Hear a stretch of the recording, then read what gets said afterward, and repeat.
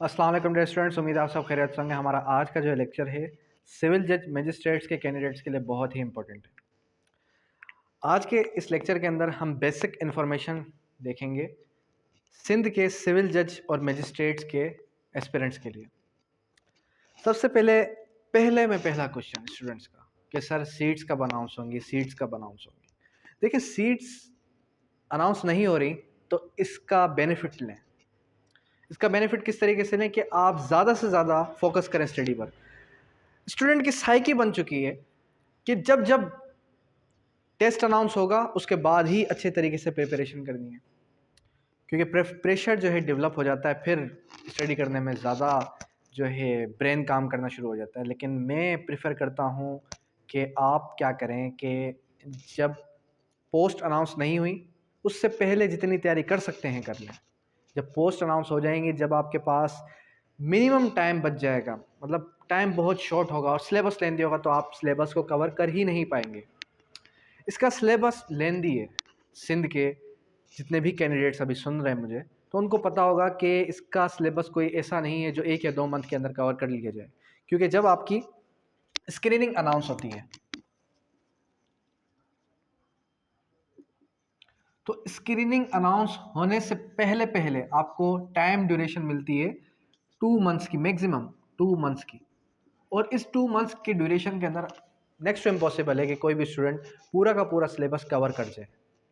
इसका सिलेबस क्या है ये भी डिस्कस करते हैं, और इसकी स्टडी करने किस तरीके से है ये भी मैं आपके साथ डिस्कस करता चलता हूँ कि आखिर क्या हम फोकस कंप्लीटली हम जो है एकेडमिक्स की तरफ दें, या साथ ही साथ प्रैक्टिस भी कंटिन्यू करें, या फिर कोचिंग लेना नेसेसरी है, या सेल्फ स्टडी से भी हम जो है तैयारी कर सकते हैं। सबसे पहली चीज़ कि अभी 2024 चल रहा है और नियर अबाउट अभी जनवरी स्टार्ट हो चुका है। जनवरी की आज जो है 21, 22, 22 जनवरी है।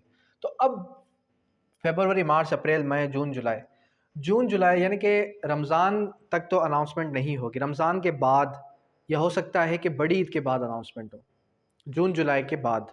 तो जून जुलाई तक कोशिश करें कि जितना ज़्यादा आप पढ़ सकते हैं पढ़ लें, उन सब्जेक्ट्स को टाइम दें जून जुलाई तक कि जिनकी वेटेज ज़्यादा है, जो कि मेजर एक्ट्स में काउंट होते हैं, इंग्लिश के अंदर काउंट होते हैं, और साथ ही साथ जनरल नॉलेज और इस्लामियत। अब स्क्रीनिंग के सिलेबस की अगर मैं बात करूं कि स्क्रीनिंग का सिलेबस क्या है, तो स्क्रीनिंग का सिलेबस थोड़ा सा लेंदी है। लेंदी किस तरीके से, क्योंकि इसके अंदर आपके सबसे पहले अगर हम लॉस की बात करें तो लॉस की जो मार्क्स की वेटेज है वो है 50%।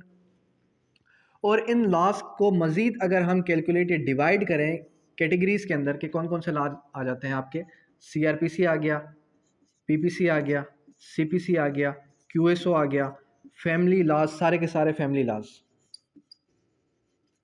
कॉन्ट्रैक्ट एक्ट आ गया। फिर कॉन्ट्रैक्ट एक्ट के बाद अगर हम देखें कि कॉन्ट्रैक्ट एक्ट के बाद कौन सा लॉ आ रहा है, तो कॉन्ट्रैक्ट के बाद सेल्स ऑफ गुड्स एक्ट आ गया, कॉन्स्टिट्यूशन आ गया। फिर आ जाता है कौन सा, फिर आ जाता है आपका स्पेशल लॉज। स्पेशल लॉज के बाद आ जाता है स्पेसिफिक रिलीफ एक्ट आ गया, ठीक है। स्पेसिफिक रिलीफ एक्ट के बाद Sindh rented premises, Sindh rented premises ordinance आ गया। सिंध टेनेंसी एक्ट ज़रूरी नहीं है, लेकिन illegal disposition act, illegal disposition act 2005 आ गया, ठीक है। इसी के साथ साथ फिर आ जाएगा आपका हुदूद लॉज आ गए, सही है। और हुदूद लॉज के बाद फिर आ जाता है आपका हुदूद लॉज आ गया, और family laws, guardian and wards act भी आ गया। और एक आपके पास कानून आ जाता है जिसको हम कहते हैं सिंध लोकल गवर्नमेंट एक्ट। कौन सा? लोकल गवर्नमेंट एक्ट, ठीक है। ये नियर अबाउट कोई बन गए 15 से 20 लॉज, ठीक है। स्पेशल अब ये देखें फैमिली लॉज है, तो फैमिली लॉज के अंदर भी कैटेगरीज हैं। Dissolution of Muslim marriage act आ गया। Dissolution of Muslim marriage act के बाद कौन सा आ जाता है, फिर आपका आ जाता है चाइल्ड मैरिज रेस्ट्रेंट एक्ट, फिर फैमिली कोर्ट ऑर्डिनेंस ठीक है। फिर आ जाता है आपका फैमिली कोर्ट एक्ट और फैमिली कोर्ट ऑर्डिनेंस 1964 है, 1964 है। 1964 फैमिली कोर्ट एक्ट आ गया, 1961 का एक जो है ऑर्डिनेंस आ गया, फिर 2 से 3 और आ गए, और गार्डन एंड वार्ड्स एक्ट, यानी कि इसके अंदर भी 5 आ गए। फिर सीआरपीसी, पीपीसी, क्यूएसओ, सीपीसी, ये तो मेजर लॉज हैं, इसके अंदर तो कोई भी आपने कोताही करनी नहीं है छोड़ने की। फिर जो बाकी सब आ जाते हैं इसके अंदर, अगर हम देखें कि सबसे ज़्यादा वेटेज कहाँ पर है, तो आपकी आ जाती है सिंध रेंटेड प्रीमाइसेस ऑर्डिनेंस। यहाँ से आपके 5 से 6 सवाल आते हैं। इन चारों पे कितनी भी मेहनत कर लें, ज़्यादा से ज़्यादा सवाल कितने आएंगे, ज़्यादा से ज़्यादा सवाल आपके आएंगे 5 से 10, बस इससे ज़्यादा सवाल नहीं आएंगे। बाकी जितने भी लॉज हैं इन पे ज़्यादा फोकस करें, क्योंकि जो आपकी स्क्रीनिंग टेस्ट है ये सारी की सारी बेस किस पे करती है, माइनर एक्ट्स पर। और लास्ट टाइम एक सवाल आया था आपका नोटरी पब्लिक एक्ट से, नोटरी पब्लिक एक्ट से। अब ये तो लॉज हो गए, इसकी वेटेज कितनी है 50, और सब्जेक्ट्स कितने ज़्यादा हैं, सब्जेक्ट से आप बन जाते हैं 20 से 25। अगर आप इस पे फोकस करेंगे 4 मेजर एक्ट्स पे, तो जाहिर सी बात है 4 मेजर एक्ट्स आपको कितने मार्क्स दे रहा है, 5 से 10। तो बेहतर यही है कि आप कहाँ पे चले जाएं, आप चले जाएं माइनर एक्ट्स की तरफ। पहले स्टार्टअप ले ही आप कहाँ से, माइनर एक्ट्स से। और एक और भी रहेगी आपका JJSA, juvenile justice system act, यहाँ से भी सवाल आ चुका है। कॉन्ट्रैक्ट हो गया और सेल्स ऑफ गुड्स एक्ट हो गया, यहाँ से एक एक दो दो सवाल लाजमी आते हैं। ये हो गया आपका स्क्रीनिंग। तो अब स्क्रीनिंग का भी कंप्लीट पोर्शन नहीं हुआ, अब कौन सा रह गया, अब रह जाता है आपका इंग्लिश का पोर्शन। अब जो इंग्लिश है, इंग्लिश की वेटेज कितनी है 25%। और 25% के अंदर भी आप जो है ये देखें कि 25% के अंदर वो कहाँ कहाँ से सवाल देता है। 25% जब वो आपसे सवाल रेस करेगा तो वो आपको देगा सिनोनियम्स, फिर आ जाएंगे आपके एंटोनियम्स, फिर प्रीपोजिशन, फिर प्रीपोजिशंस के बाद आ जाती है आपकी वोकैबुलरी, फिर क्या आ जाता है पैसेज राइटिंग। अब ये पैसेज राइटिंग क्या है, पैसेज राइटिंग कुछ इस तरीके से होती है कि वो आपको एक पूरा का पूरा पैराग्राफ देता है, इलस्ट्रेशन भी कह सकते हैं, पैराग्राफ भी कह सकते हैं। उस पूरे के पूरे पैराग्राफ को पढ़ना है आपने, और फिर नीचे गिवन जो भी क्वेश्चन है उनके आंसर्स देने हैं। वो फिल इन द ब्लैंक्स भी हो सकते हैं, वो ट्रू एंड फॉल्स भी हो सकते हैं। अब ये कौन कर सकता है, वही कर सकता है जिसकी वोकैबुलरी स्ट्रांग हो, सेकेंडली जिसकी ग्रामर अच्छी हो। ग्रामर के लिए जो बुक रिकमेंड करता हूँ स्टूडेंट्स को, वो आपको पता है कि मैं एक करता हूँ वर्ल्ड्स टाइम्स की डिस्कवरिंग इंग्लिश, और साथ ही साथ विरेन एंड मार्टिन की बुक। अगर इंग्लिश बहुत ही बेसिक से सीखनी तो फिर आप टू द पॉइंट की बुक ले लें, जिससे आप बेसिक ग्रामर भी सीख सकते हैं।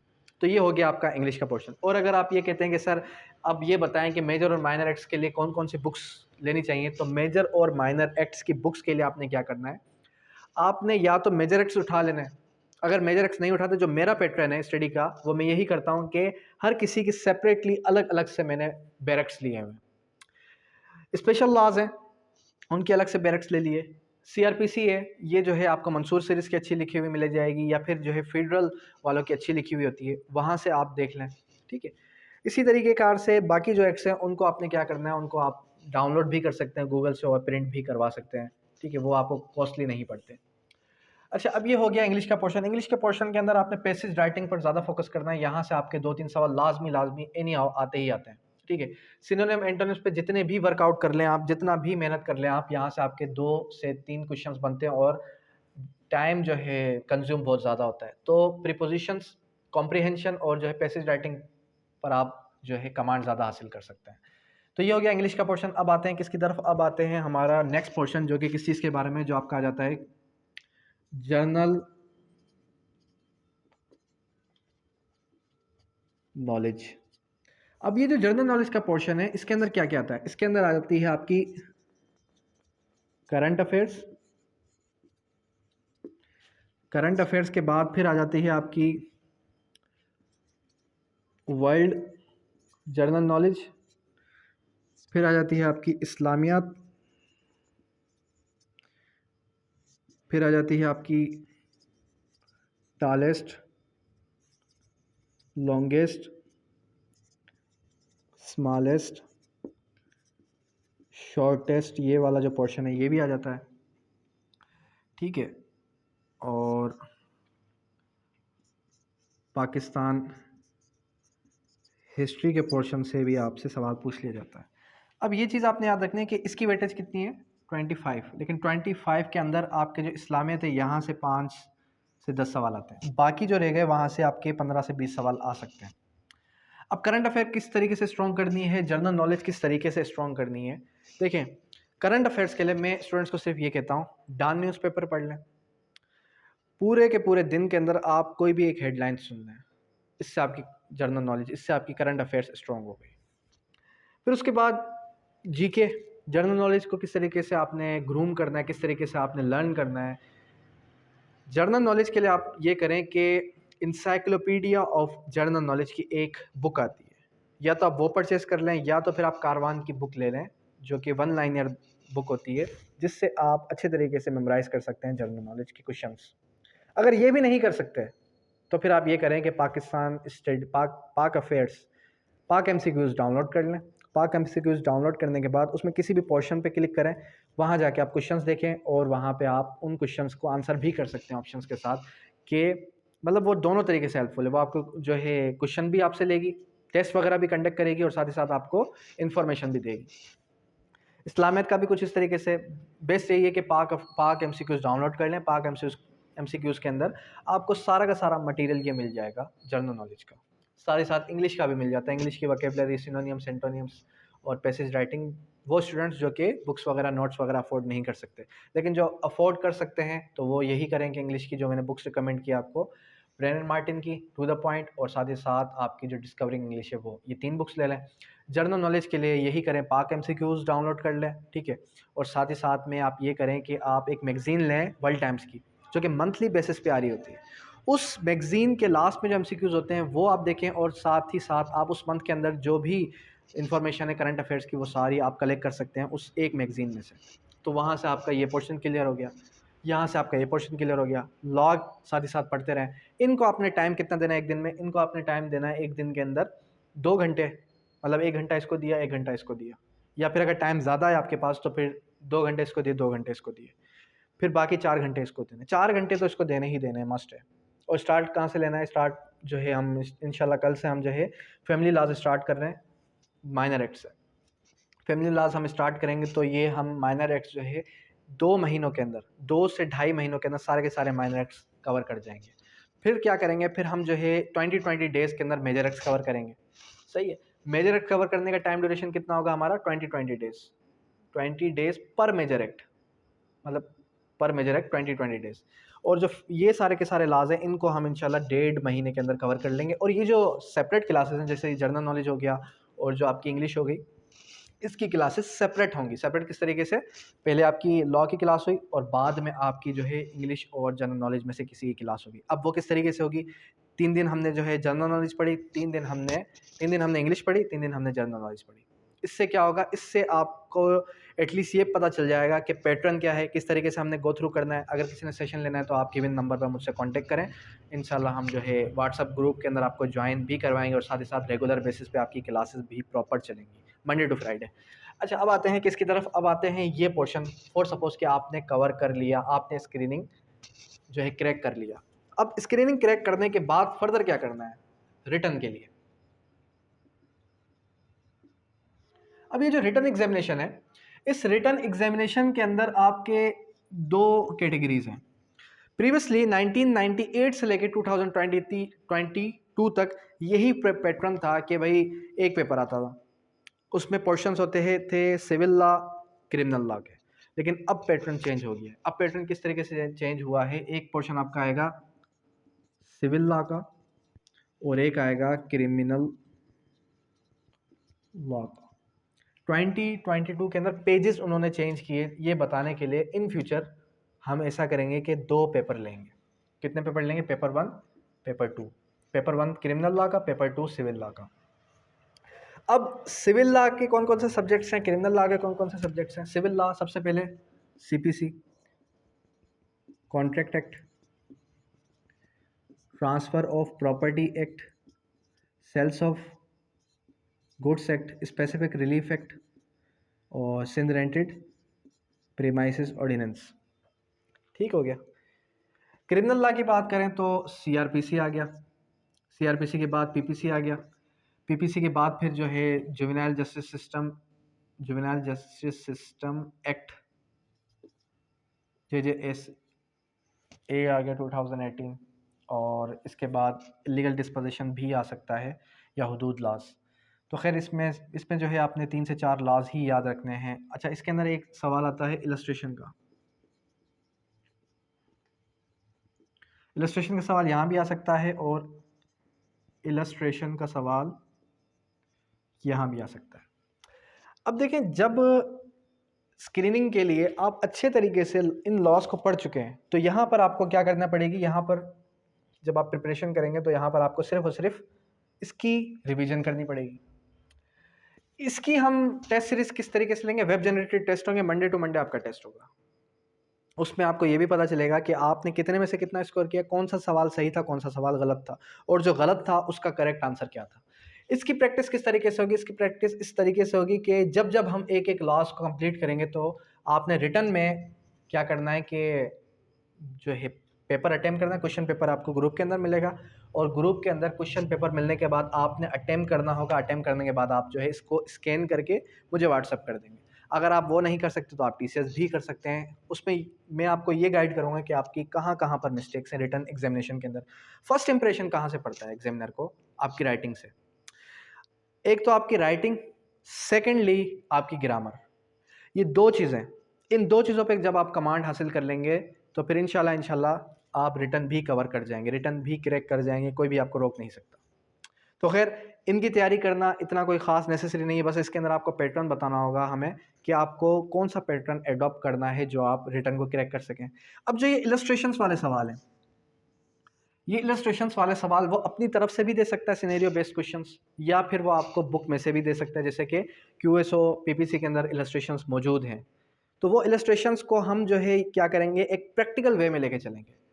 हम फॉर एग्जांपल अगर यहाँ पर हमारे पास फिजिकली कोई ऐसा स्टूडेंट है जो कि प्रैक्टिस में हो और उसको पता हो कि आज से 5 महीने पहले मेरे पास एक केस आया तो उसका ये सिनेरियो था, उस सिनेरियो के अंदर मैं जो है कंफ्यूज हुआ और मैंने कौन सा प्रोसीजर एडॉप्ट किया, तो उससे भी आपको एक जो है गाइडेंस मिल जाएगी कौन कौन सा सेक्शन कहाँ कहाँ लगेगा। और जो पास पेपर्स हैं, पास पेपर्स ऑलरेडी रिकॉर्डेड है, वो ग्रुप के अंदर मैं डेली वीकली बेसिस पे शेयर करूँगा। अगर आप कहेंगे कि नहीं सर हमें जो है वो स्टडी करने है, तो मैं स्टार्टिंग डेज के अंदर ही आपको मैं सारे के सारे शेयर कर दूंगा।